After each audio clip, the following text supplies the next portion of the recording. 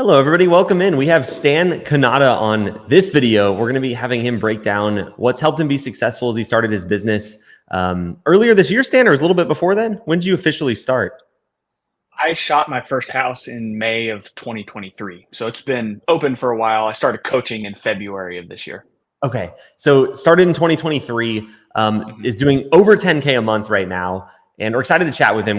Kenny and I were talking before this, like we have our list of questions wrote down. And, the big thing, I was actually talking with Stan before we even started, is like the big thing I would love for people to see from this video and a lot of the content we produce is that everybody has something that would make it harder for them.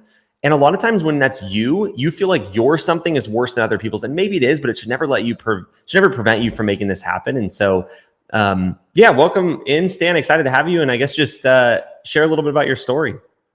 Yeah, thanks for having me. So I came across Eli. I can't remember if it was on Instagram or YouTube or something. But that was actually back in 2022, like Christmas time. And so we bought the course back when you were still selling the video course, my wife and I. And so we started going through that. And I didn't actually get our first customer until May of 2023. And so we kind of I would call it floundered around, even though we bought the course and everything, that we were trying to follow like the stuff you teach. And we were having a hard time like building it, and I had a full-time job. And so it was kind of just a side hustle, and I wasn't too serious about it. And then my job started getting less flexible. I was working a sales job, and they wanted us to be on the road about 50% of the time. So I was gone 2 weeks out of the month, and my wife got pregnant. And so we kind of decided I don't want to not have the flexibility to be home every night with a new baby. One, because that's not fair to my wife, and two, because I want to be around and help raise my kid.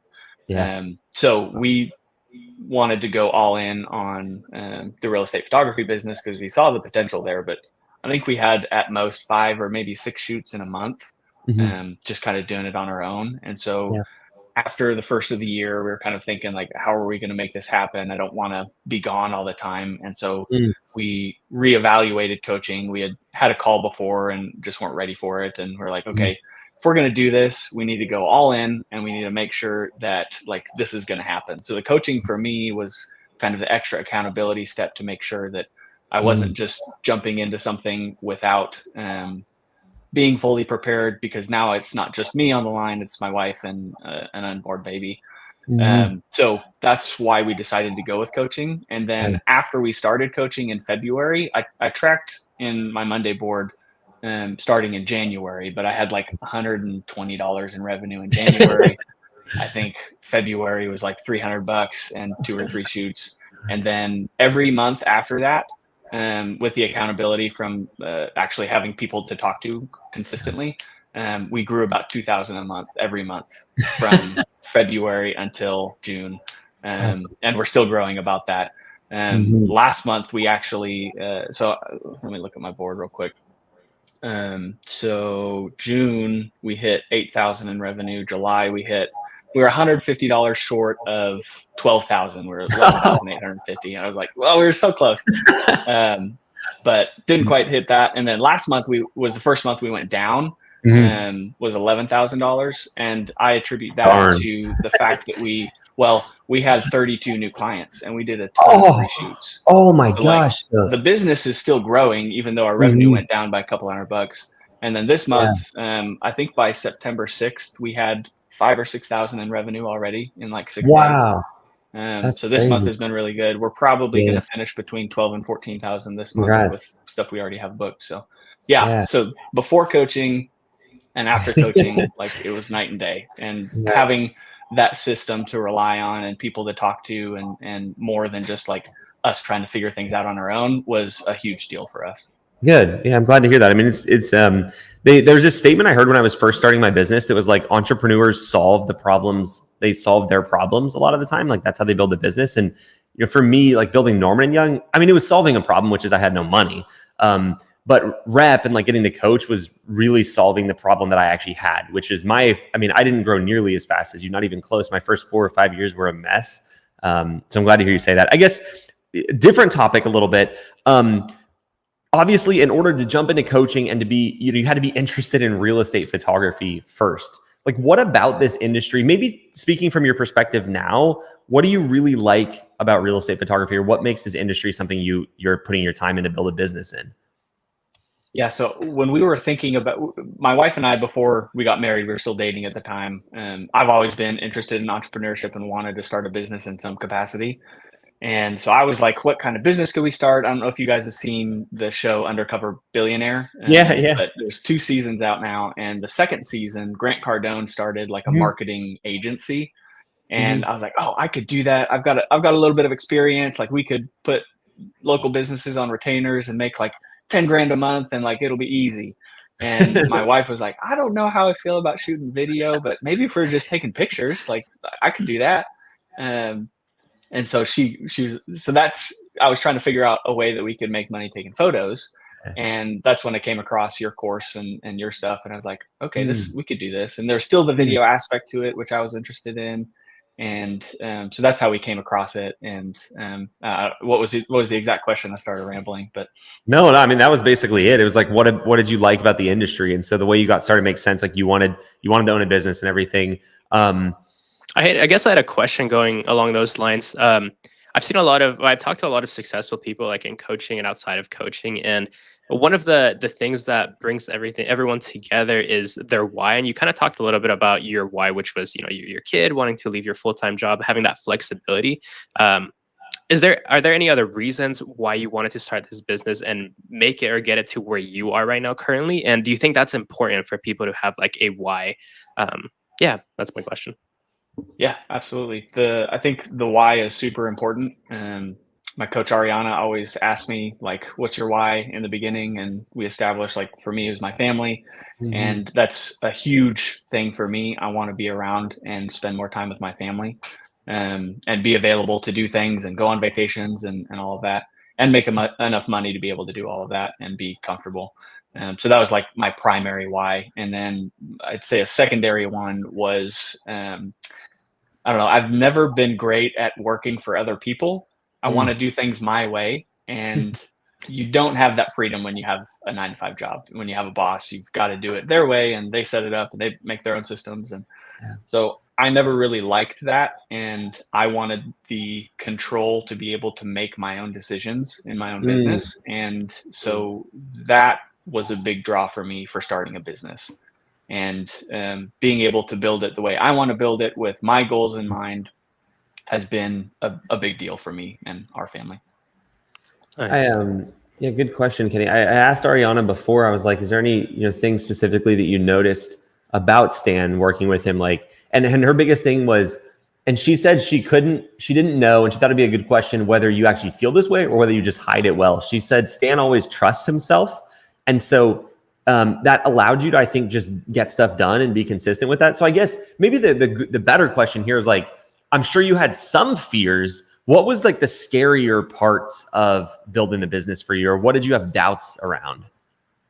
The scariest part by far was transitioning from full-time job to full-time real estate Mm. photography, Mm. because I had insurance, I had stability, and I knew what my paycheck was going to be every month, and I was in sales, so I made commissions quarterly. And so jumping out of that was probably the most scary part for me. But I think I wrote down some of the things that I thought were keys to success. And the third one was the tenacity to be able to push through uncertainty. And those uncertain times, I think I'm more prone to jump in and take big risks. And my Mhm. wife kind of toned me back a little bit. I would have quit sooner if it was just me. But my wife was like, okay, let's get some history of revenue before you jump in the deep end. And so like I'm a big proponent of like saying yes before you know how to do something. Yes. Like jumping in and you'll figure it out. I know you say this a lot. You'll figure it out if someone books a service with you that you've never done Yeah. before. And so from the beginning, I put all my services on there. If someone booked something I didn't know how to do, I was up till midnight the night before trying to figure out how to do it. So being able to push through uncertain times is, I think, a big Mm. point that entrepreneurs need to be able to do, because like there's going to be uncertain times in your business. Yeah. And Yeah. the nice thing about having a community to rely on is that, okay, this is uncertain and this is new to me, but look at all these people that have gone through it before, and look at this company that has shown people how to do it. Like, it's possible. And as long as you put in the effort, you're going to get there. What was, or go for it, Eli. No, please. I was going to ask, like, what was that turning point or that sign that made you realize, okay, like I'm onto something. And so I'm now willing to quit my full-time job, and your wife was obviously okay with it too. But yeah, what was that turning point or sign that you saw in your business? For me, it was when I was working part-time as a real estate photographer and making more money than my full-time job. That's super cool. That'll do it. Like, at that point, it's like, okay, if I put full-time effort, and at that point I was working between my full-time job and real estate photography, like 70, 80 hours a week. I was on my lunch hours. If I wasn't shooting, I was trying to do Instagram outreach.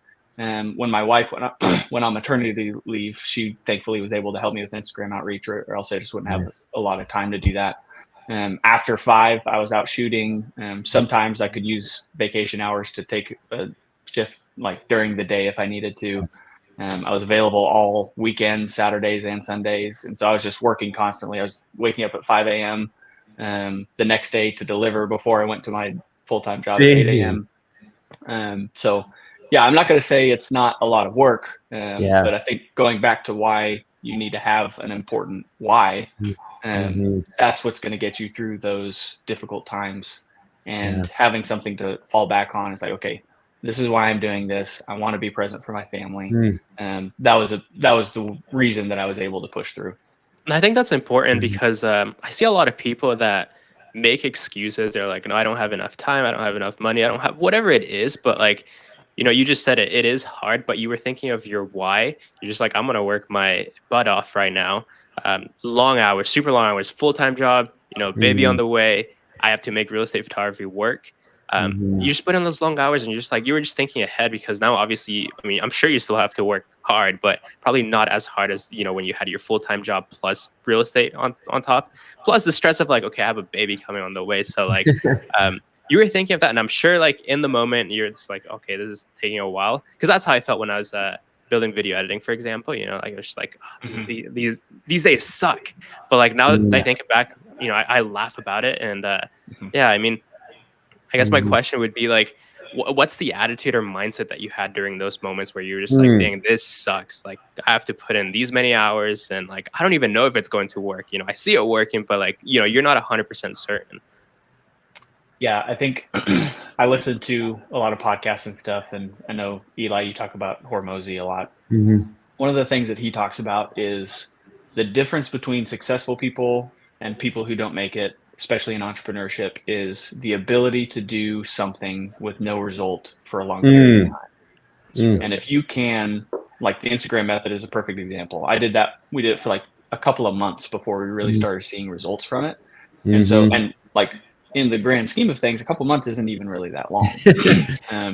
Feels long in the moment, though. Like going a year and not having any result, and then at the end of the year you might see the result. So if you can get through times like that where you don't see the results, as long as you're doing the inputs to get you where you need to go, that's kind of what I fell back on, was like, okay, I know the system works. I've seen a lot of other people do it. If they can do it, I can do it, and just push through that and make it happen.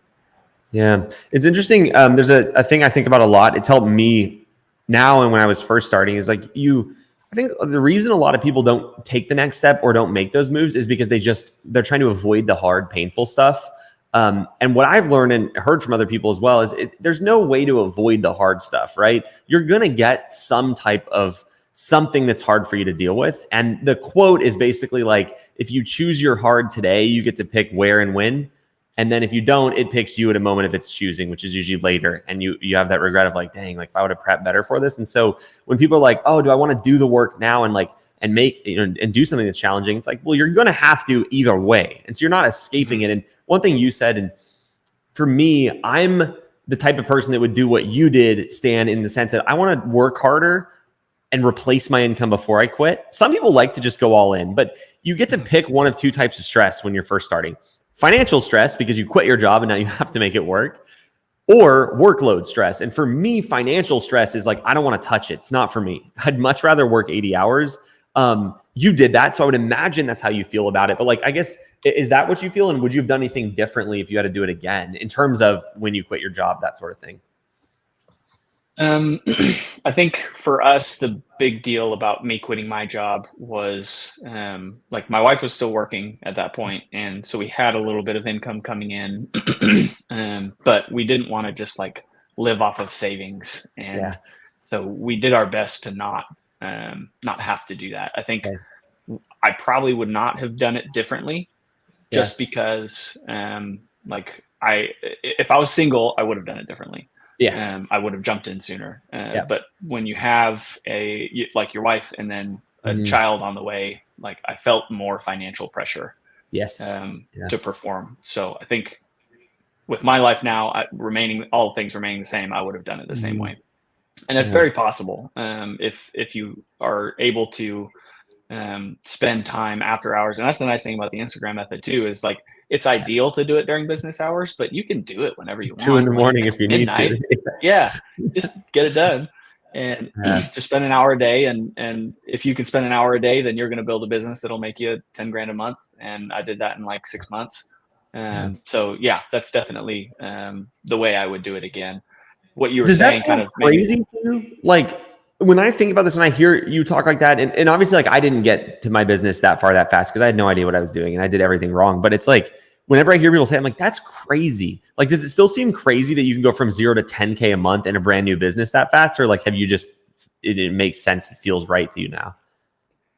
I think it feels more right to me now because I've done it for 3 months in a row. It's becoming more normal. When I first hit 10 grand, I was like, holy crap, this is crazy. So it's pretty wild. And just the fact that it doesn't take that long to build of that size. And that's what I like about service businesses too. It's like, there's a lot of different businesses that someone can choose to start. And one of the things that I think real estate, or one of the reasons I think real estate media is such a good, I hate to use the word first business because it makes people think that they can't build something real. I used to fall into that trap. I was like, I'm doing this, but then I'll save this money. I'll start a real business. Like I know people that do, Todd's a great example. He does more than 300 grand a month in real estate media. And if that's not a real business, to me, it is at least. So I guess that's the question in here is, you're someone that's just getting started, changing gears slightly, but you're someone that's just getting started. Would you pick real estate media again? And why? Like why, if someone's thinking about starting a real estate media business, why do you try to convince them to start a real estate media business? Well, there's a couple different reasons. I think, so my background, I actually went to school. I was an entrepreneurship major at Oklahoma State University in Oklahoma. And I have been interested in entrepreneurship for a long time. I never jumped off the deep end. I went and worked for a small entrepreneurial firm, and there's like a lot of principles that I learned working there. And one of the reasons I wanted to work there was to learn a lot about entrepreneurship before I jumped into my first venture. And some of the things that I learned were you want to have repeat business and you want to have a niche. Those are probably the two biggest things. And so having a niche in a really focused area means you know who your customers are. And so like this is as niche as you can get. Realtors are your customers, sometimes builders and different things. But for the most part, you're looking for realtors. And once you get those realtors, as long as you provide good customer service and quality product, they are going to come back and use you again and again and again and again. So having that repeat business allows your business to compound over time because you're putting in the same effort and you're getting more customers, and then that just keeps growing and growing and growing. And so you don't have to go shoot a listing and then think, okay, I just shot that, now I have to go get another customer to replace that one. Which is why I know you talk about the difference between like real estate photography and wedding photography. You shoot a wedding, ideally, you don't ever shoot another wedding for that person again. Ideally. You don't necessarily want to. Hopefully it works out. But you're not going to get that repeat business. And especially with real estate photography, if you get successful agents that start using you, you get, I've got a couple agents that'll book 5-6 shoots a month with me. And like they're doing a lot of business. And so if we can get more of those, then your business just grows on like a big curve. And Yeah, so that's so that's what true. I like about real estate photography is that Yeah. you put in the work and then that work keeps working for you. Yeah, we have this thing we've done, and we've looked at other niches, and because we know, I mean, the three of us here at least, we know that real estate media is a great business, but sometimes when you have that, you're like, hey, why is it? Like, you look back, especially from the angle of Kenny and I's, we're helping people do this. It's like, well, what makes it so great? And you said one of them, but there's three we always talk about. We call them the 3 R's. So it's repeat, required, and referral. And so if you have, you can do well in a niche in photography, if we're going to talk about that specifically, that has two. But if you connect all three, you have repeat business. Obviously, that's pretty self-explanatory. Referral growth. Real estate agents always talk to each other. So not only they use you over and over, right? They're always like talking to each other in different sides of deals, in brokerages, whatever. And the third one is required. And obviously, real estate media is not like required in terms of legality. Like they don't have to hire you. But I think that's why if you combine those three things, real estate photography is like the place to be if you want to build a business as a photographer, because there's no other niche that I know about that's like that. Right? Like weddings, it's definitely not repeat, but it's referral and it's dang required. I mean, everybody hires a wedding photographer. So you got 2 out of 3. And then it's like, you look at other stuff and look at product photography. People do really well in that. You just don't have the referral potential as much as you do in real estate. So it's got 2 out of 3. It's really interesting. So yeah, I love the compounded element, the same amount of work, but you get more the longer you stay in it. And last, that's something that oh, sorry, I was just going to mention that's something that you've always mentioned, even in my group calls when that one time that you joined and you spread that wisdom to other people. But like putting in the work, and actually I think you mentioned it earlier in this call, like as long as you're putting in the input, like you're going to get somewhere, even if you're not seeing the wins right now. But also something that Eli put on his story yesterday is like making sure to stack those wins in order to continue being motivated. And I think that's something that you probably were doing, whether you knew it or not, but like just knowing that you were actually putting in the work, and stacking those wins, I think kept you motivated enough not to quit or give up until you were hitting your 10K months, 11K months, and yeah. $2,000 a month compounded is enough stacking. For sure. I'm pretty excited about it. So I guess last question, this is more of like your plans, Stan. You're here now, 12 to 14K months. What do you want to see? Like, what's the goal for your business, or what would you be excited about, I guess, a couple years, which probably seems like an eternity considering that you've just started getting momentum in the last few months. But what does 2 years look like for you? What do you want to see happen? I think 2 years, I would definitely like to scale a team. I haven't hired a photographer yet. We're kind of in the process of onboarding a very part-time help right now. But I'd love to have. So I'm kind of in a strategic position, not on purpose, but to be able to shoot in 2 different really big cities in Oklahoma. So we're focusing on Oklahoma City right now, and if I can build up a team to basically shoot Oklahoma City for me, then I'll be able to focus on developing more business in Tulsa, which is like an hour from us. So once I get Oklahoma City locked down and kind of running itself, then I want to start developing Tulsa and have 2 locations. And then like that's how I see our business going, because we're kind of in between both of those big cities. Gotcha. So do you see like if I said I would really love to see you at 100K a month in 2 years, how does that feel? Like, do you feel like that's a huge stretch? Do you feel like you can do it? What's your initial thoughts on that? I think that's super doable. I'm looking at what I can shoot in a month, and I still have capacity in my schedule to shoot more. And like this month was actually, it started really strong, and it's been kind of slow this week. Like if I was as busy as I was the first week of this month, like I could shoot 15, 20 grand by myself easy. Yeah. And I know that if I hire on a photographer, they probably won't be as productive as me, but it'd be pretty easy to have one photographer make 10K a month. And I know that there's opportunity for that business in just my area that I'm in right now. There's 4,500 realtors, and there's not enough media companies to keep up with the demand. And so like the opportunity's out there, you just got to go out and get it. And so as I'm growing my business and starting to hire photographers, like 100 grand a month, that's 10 employees. Like that's not, in my mind, that's not that big of a team. To go 20, 30 employees and just see how big we can grow. So that's definitely on the horizon. I think it'll come, but I'm in to see how we get from here to there and growing it and like setting up those systems. That's what I really like. I like setting up the systems. And once I can pull myself out of the business, I know that I'm going to be able to spend a lot more time on like the outbound method, outreach, which I don't have time for now.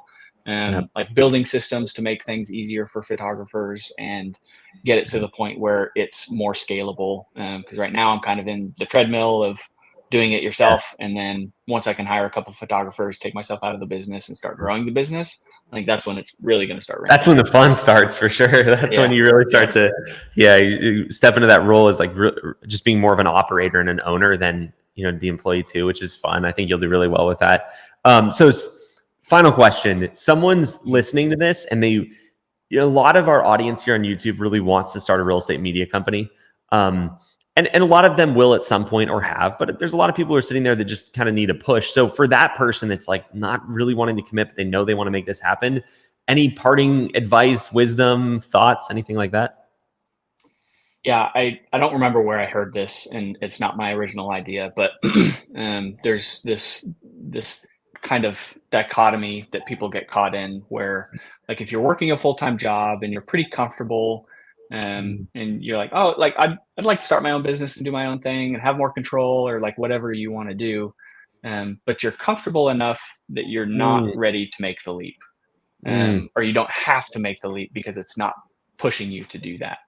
I would advise people to think about how comfortable you are now, what you would like your life to look like in the future, and think, okay, am I so comfortable that I just want to keep this comfort, or do I want to jump in and do I want to change my life moving forward? Because this is going to be a big life-changing, well, it already has been, but a big life-changing experience for me because it's going to open up so many opportunities that I didn't have before. And so, I would evaluate your life. Think about, is that comfort worth it to you?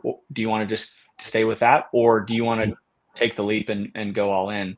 If you do decide to jump in and do something like this and start your own business, don't just dabble like I did in the beginning. Like jump in, commit, set some hard goals, like stick to the process and make sure you do it right. Because as long as you're doing the inputs, the outputs will come. I love that advice because you're almost, by doing that, you're comparing what you could be to where you are now, and it's actually creating more uncomfort and discomfort that makes you less happy about your current life, which I think is a good thing. A lot of people optimize a ton for just like, I'm going to be happy, which is great, sure. But sometimes you have to create that gap. And so thinking about what your life could be if you did this, it creates that gap for you. So I love that advice. Stan, thank you for your time. Thanks for being here. And thank you, Stan. We're excited to get an update when you hit 100K. Yeah.